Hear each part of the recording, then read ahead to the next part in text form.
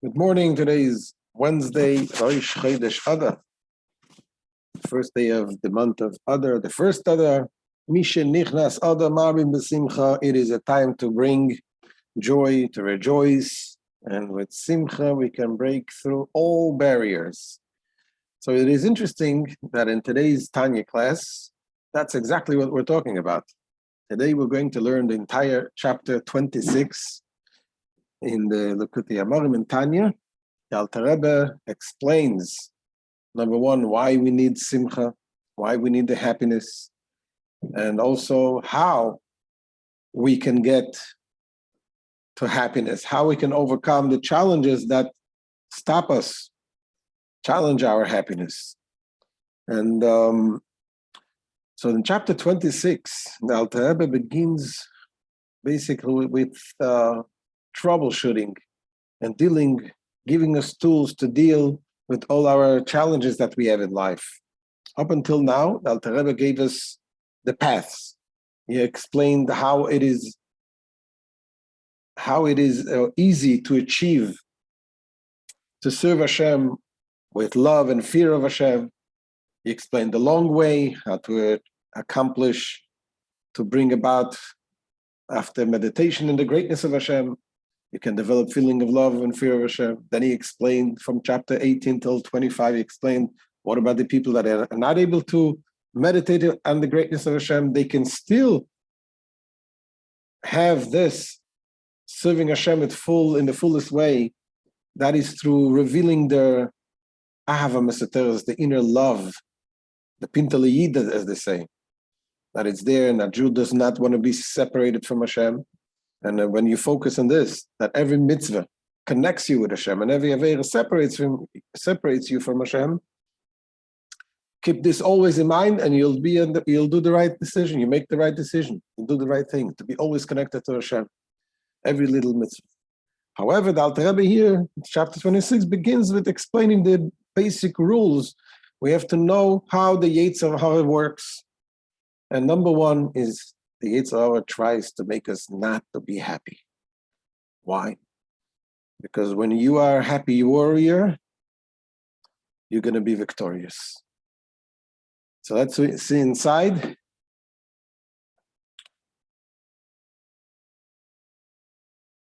Says the Alter Rebbe,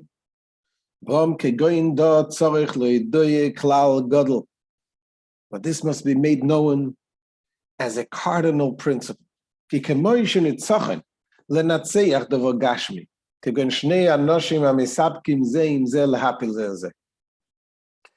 is with the service of God, just as it is with a victory over a physical opponent. For instance, two people who wrestle with each other, each striving to fell the other, want to bring down the other person. So what happens? Says the Alter Rebbe,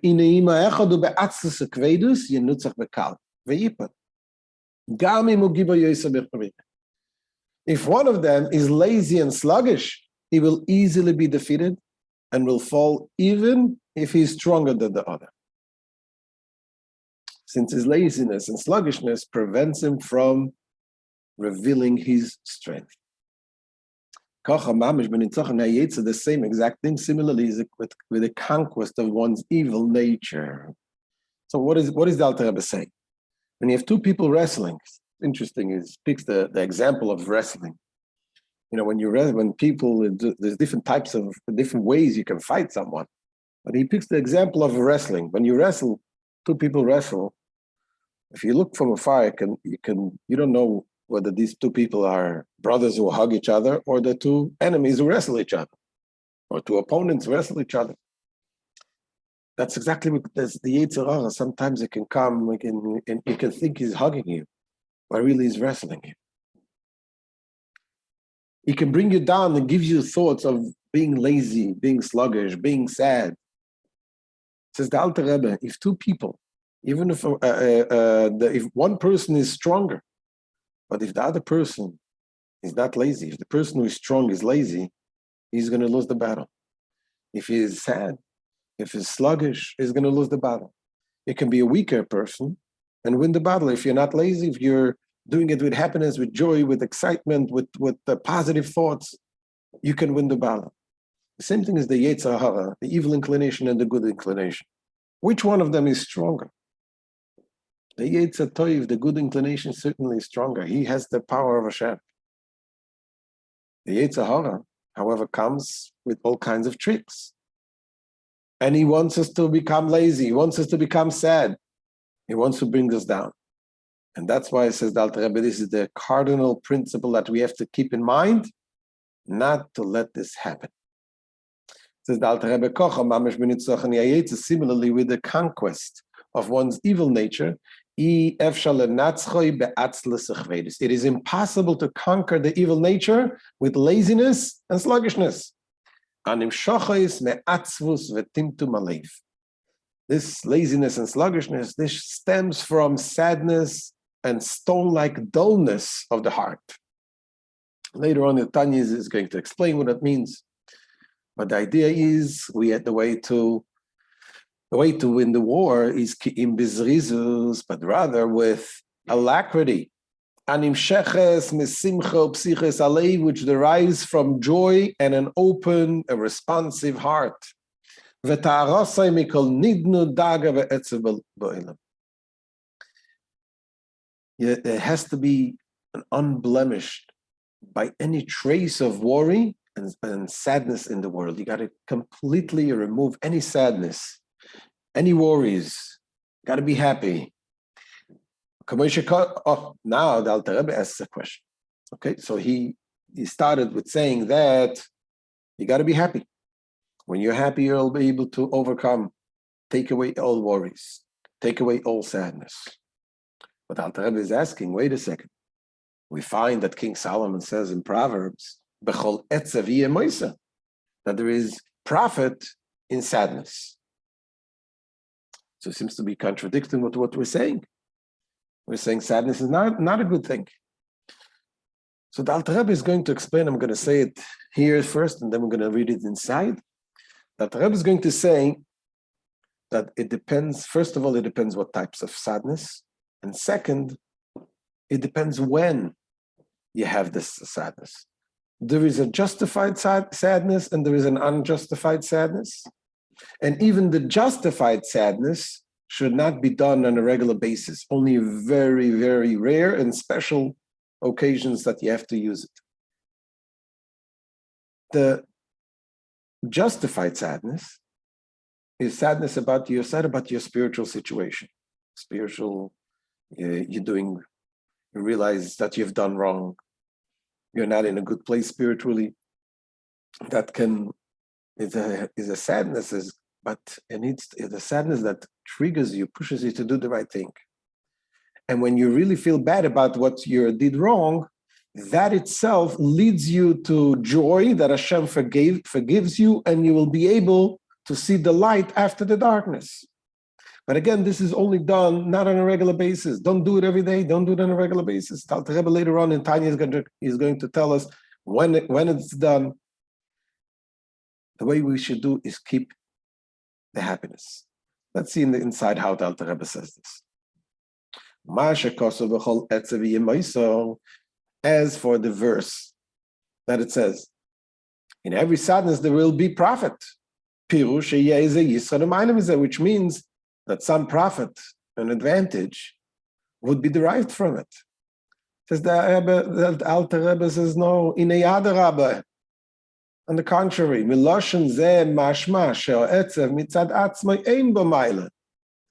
wording that there will be profit implies, on the contrary, that the sadness itself has no virtue. Except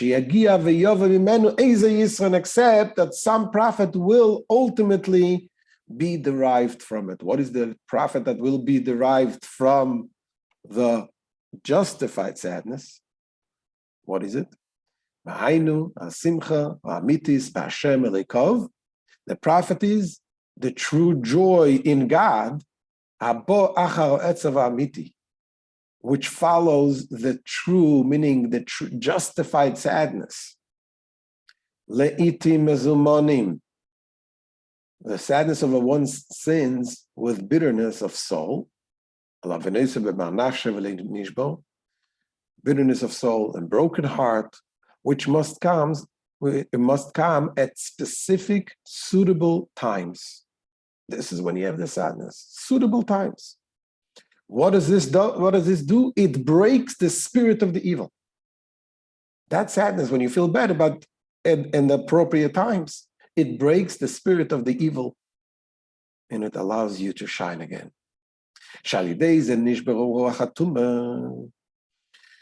Why should this sadness lead to the worshiper to joy? He says, for thereby, through one's sadness, the spirit of impurity in the sitra achra is broken. And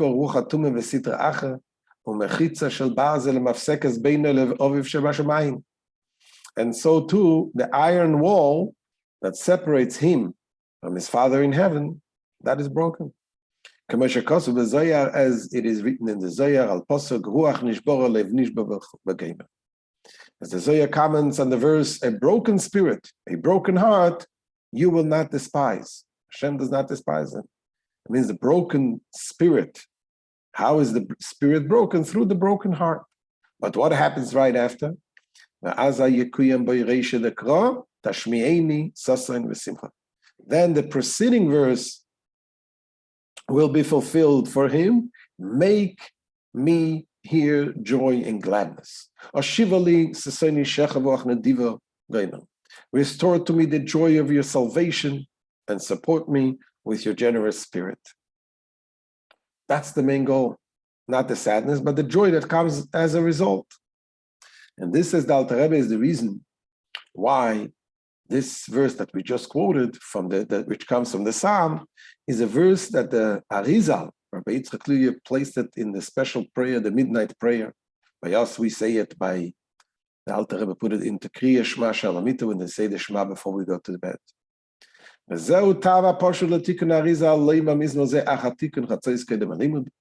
is the simple reason, meaning apart from the deeper mystical ones, for the practice instituted by the Arizal, Rabbi Shlomo, of reciting this psalm containing the verses quoted above after Tikkun Chatzos, the midnight prayer before Kedem Alimud, before resuming one's Torah study.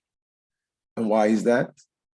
Why do we say this at night, those special prayer that some people do before we study Torah? Because we want that the story of Torah should be with true joy. In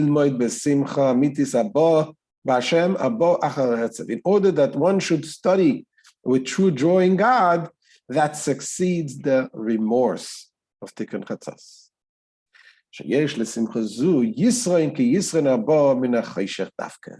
Such joy is of a greater quality than a joy which is not preceded by sadness, similar to the distinctive quality of light which follows darkness. When you have light in the middle of the day, you don't appreciate that. But when you have light in the middle, when it's dark and you get light, then you appreciate the light from the darkness. As the Zohar comments on the verse, Veroisi says, and I, King Solomon says, I saw, I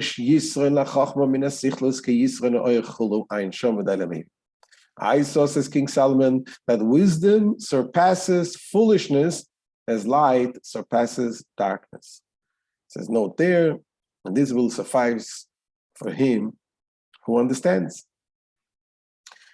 And again says the Alter Rebbe, Mikra Mole Dibra Kasov, there's also a clear verse. The verse states explicitly, it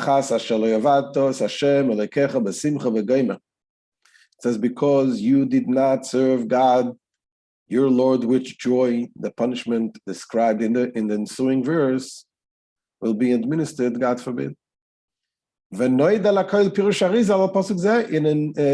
is familiar with the explanation of the Arizal in this verse, and it says that the punishment that is the Torah says is not just for not doing the mitzvahs, but not doing them with joy. The joy is the most important thing. So now we understand why we need to be joyous. We need to be joyous in order to serve Hashem in the proper way, to take away the sadness, because the sadness causes us to lose the battle with the Yetzer Hara. That's what he wants. The Yetzer Hara doesn't want just the Aveira, the sin. He wants the sadness after the sin because that drags a person down. So now the next part of this chapter, the Alter Rebbe comes to give us advice. How do we deal with things, challenges that cause us sadness, causes us worries? So he's going to talk about two types of challenges. One challenge which comes from material worries, physical worries, and the other that comes from spiritual worries. That's the Alter Rebbe. Vehine, Eitza yeutza letaya liboy mikol etzev v'nidnu daigem emilo de alme afilu bone chayim ezein. Sound advice has been offered by our sages on cleansing one's heart of all sadness and any trace of worry about mundane matters, even a sadness or worry caused by the lack of such essentials as children, health, and livelihood. What is the advice? Says the Alter Rebbe, Muda zois lakoil maimer azal keshem shemevorech ala teiva chulu. The advice is contained in the well-known saying of our sages that just as one recites a blessing for his good fortune, what do we say? Baruch hatov hametiv, blessed are you, one who is good and does good. So must he also recite a blessing for misfortune. That's what the Gemara says. We have to say, thank Hashem for the misfortune that we have. What does it mean? We don't say the same blessing. We don't say Atova Metiva, God forbid, when there's a misfortune. The Gemara explains, what does it mean? It's not that we say the same blessing, that we should accept the misfortune with the same emotion, with happiness, just like we accept a fortunate thing. That is the same way as one should accept misfortune with joy, like the joy in a visible and obvious good. And why is that? How could you do it? How could you get yourself to do this? Says the Alter Rebbe, you got to focus and realize, Ki gam zu letoiva. For this too is for the good. It looks like a misfortune, looks like bad, but it's for the good.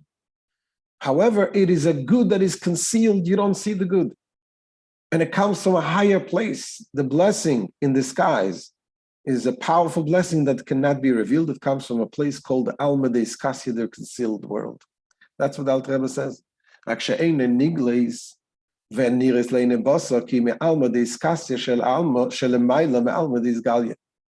This too is for the good, except that it is not apparent and visible to the mortal eyes, because it stems from the hidden spiritual world, which is higher than the revealed spiritual world, where derives an apparent and revealed good. The real good comes from a revealed world.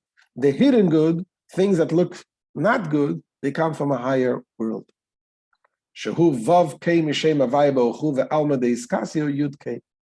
The latter emanates from the letters Vav and Hey of Avaya, the name of God, and the Alma, while former derives from the letter Yud and Hey, the Alma de Iskasya, the concealed world, is from the letters Yud and the Hey. The letters Yud and Hey is the root of the concealed world. This is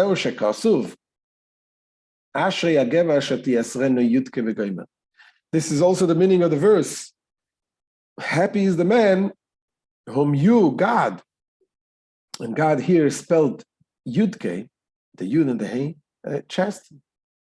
When Hashem chastens someone, gives someone a challenge, it comes from the Yasrena Yudke, the name Yudke, which means it comes from a concealed world, because that's the root of the concealed world, is these letters, the Yud and the Hey. For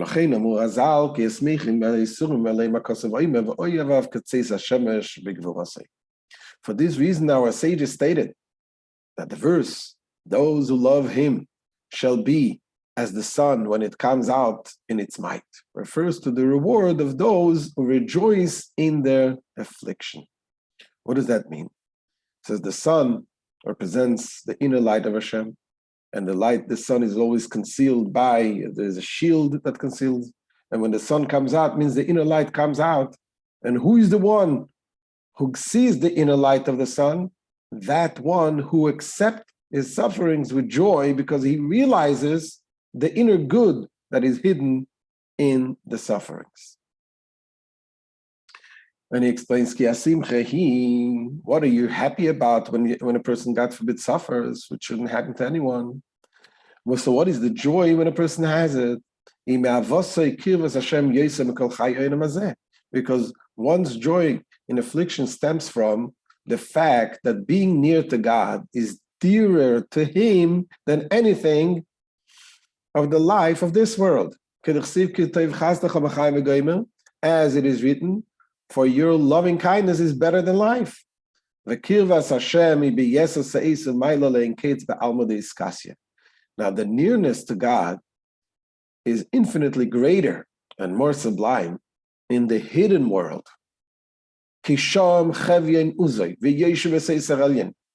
Because there, the concealment of his power is lodged.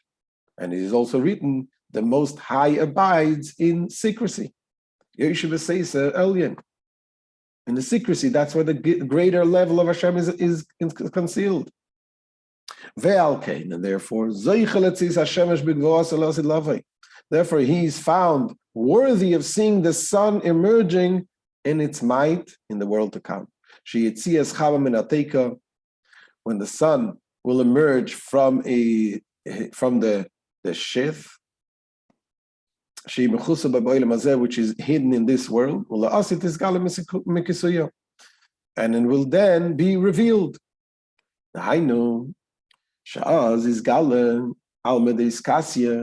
ויזרח ויויר בגילוי רב העוצם לכל החויסים בו בעולם הזה ומסתופפים בצילו יצא לחוכמה שהוא בחינס צל ולא יאיר וטוב נירס ודי למבין.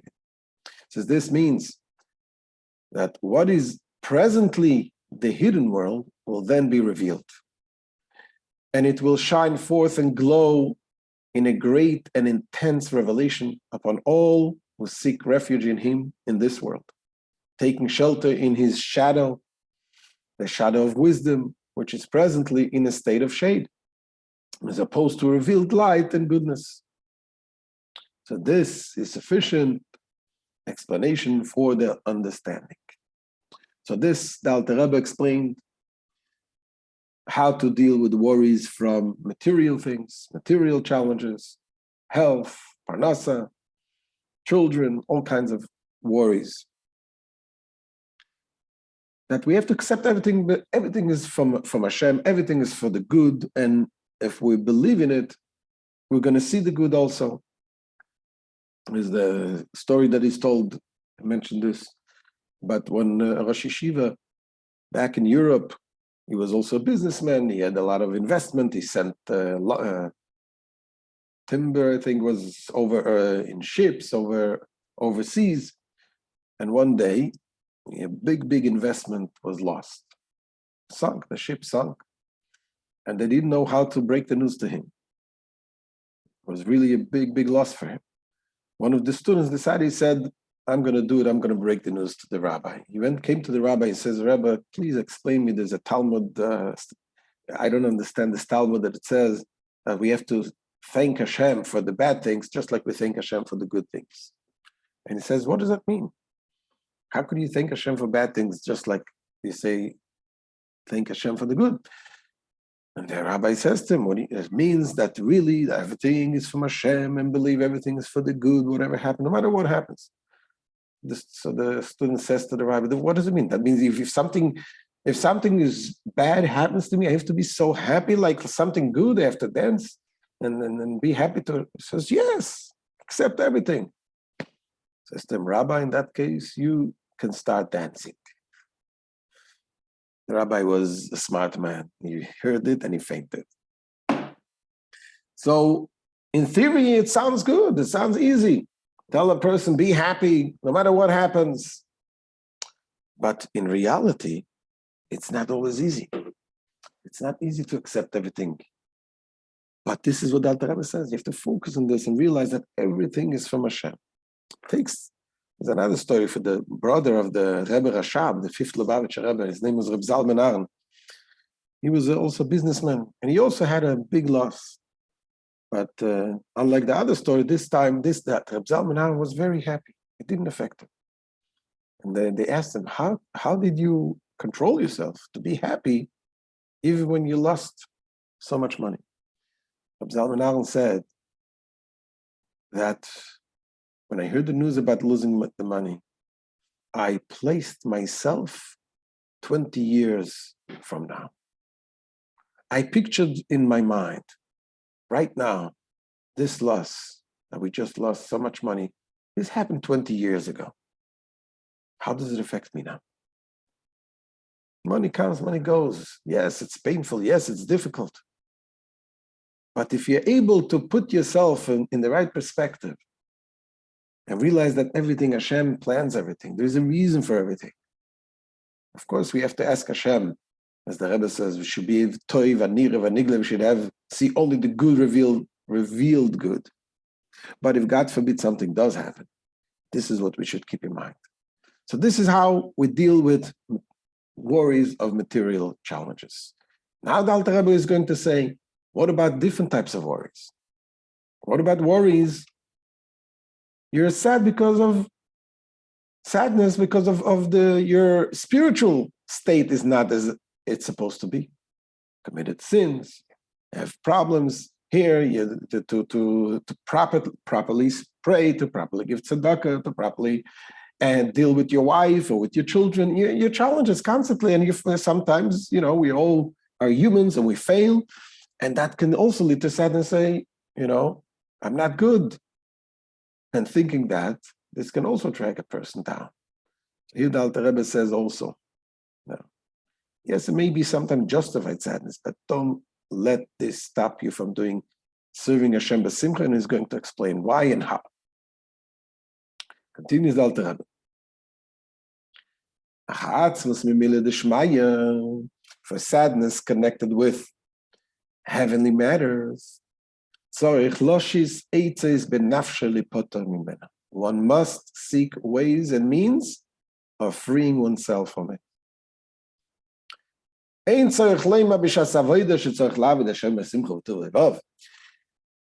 That this applies to the time of one's divine service is self-evident, but one must serve God with joy and gladness of heart. What the Alter Rebbe is saying, if this thought of sadness because of spiritual thing comes in the middle of prayer, obviously, it is the Yetzer Hara trying to stop you from praying, trying to stop you to daven, or to study Torah, to do mitzvahs. You certainly have to push it away. You have to serve Hashem with happiness. Don't think about those things now. But what about the middle of work? Says the Alter Rebbe, what if in the middle of work you have these feelings? Says the Alter Rebbe, that is also must come from the Yetzer Hara. It comes from the evil inclination. How do you know? Because why all of a sudden in the middle of work, all of a sudden you have feeling of, I'm not so good enough in fearing Hashem. Where is it coming from? You were not involved. You were not busy with doing spiritual things. You were doing business.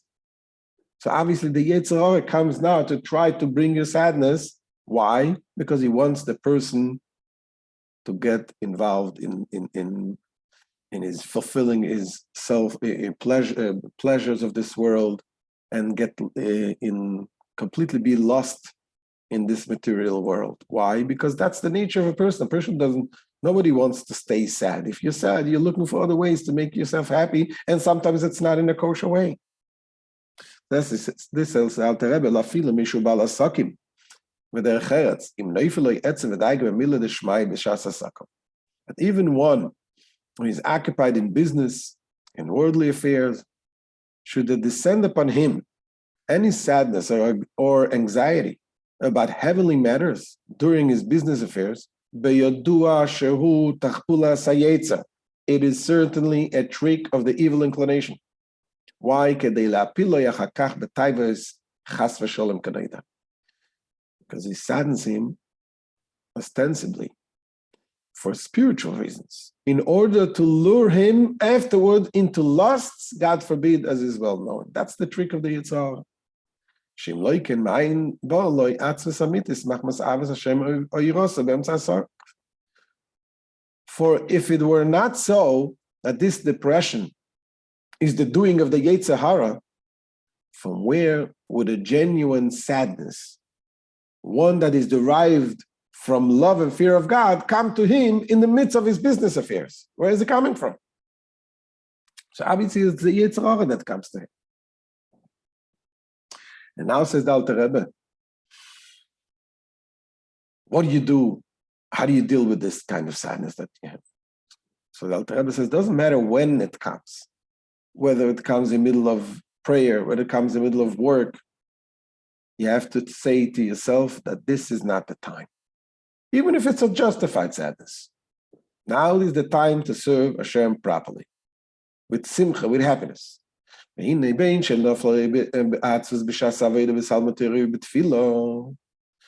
the depression settles upon him during his service of God in Torah studies or prayer, when he's not engaged in prayer, this is what he should consider. Now is not the proper time for genuine sadness. Nor even for worries over one's grave sins, God forbid. Even if a person knows he committed terrible sins, put it away in the side. There's special times to worry about this.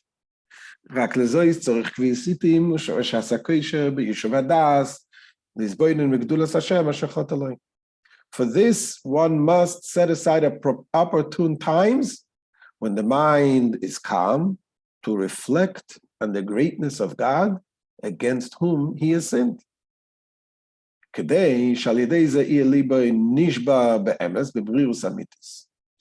So thereby, his heart will truly be rent with genuine bitterness, meaning bitterness and remorse, as opposed to depression. The former is alive, active, while the latter is resigned and dead. What does it mean? So we said there's a difference between the sadness and the bitterness. Sadness, we're talking about the person becoming sad. He's thinking about the past, he's focusing on himself, and it's lifeless. When a person, how do you see the difference? See what happens after. When a person is sad, it's almost like depression. He goes to sleep, or he goes to find himself other ways of becoming happier that he should be, and that's not kosher ways necessarily. Bitterness, on the other hand, is when a person is bitter. What does it mean bitter? Not a bad attitude. In the contrary, bitter means that he's not happy with his current state, and he wants to be better. So that is something that he's not focusing on himself. He's focusing on what needs to be done. And it's with full of energy, because that person, when he feels that feeling of bitterness, he will be active and says, okay, what am I doing? I'm supposed to do something now. I have to change. I have to become better. This is a positive type of sadness, but even this has to be only in very special times when you're calm. And later on, the Alter Rebbe is going to explain when the appropriate time. Generally, today, main thing, the focus is continuing on the positive and the fact and the happiness.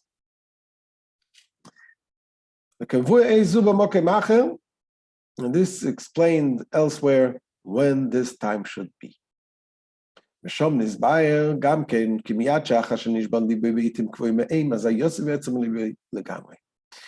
there it is also explained that immediately after his heart has been broken during those appointed times, so immediately he should completely remove the sorrow from his heart.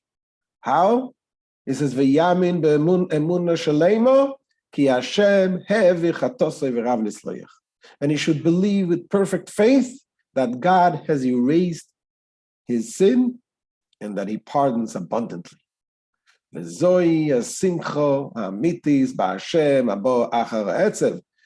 knowledge that God has surely cleansed him of his sins is the true joy in God, which follows the sadness, as explained above, that the virtue of sadness lies in the joy to which it gives rise. And that is the end of this chapter 26. That's what we go away with. I learned the whole chapter about happiness. We got to be happy. Later on, the Alter Rebbe is going to explain how to face the other challenges. So thank you very much for joining. We'll continue, Mr. Hashem, tomorrow, 9:10 a.m.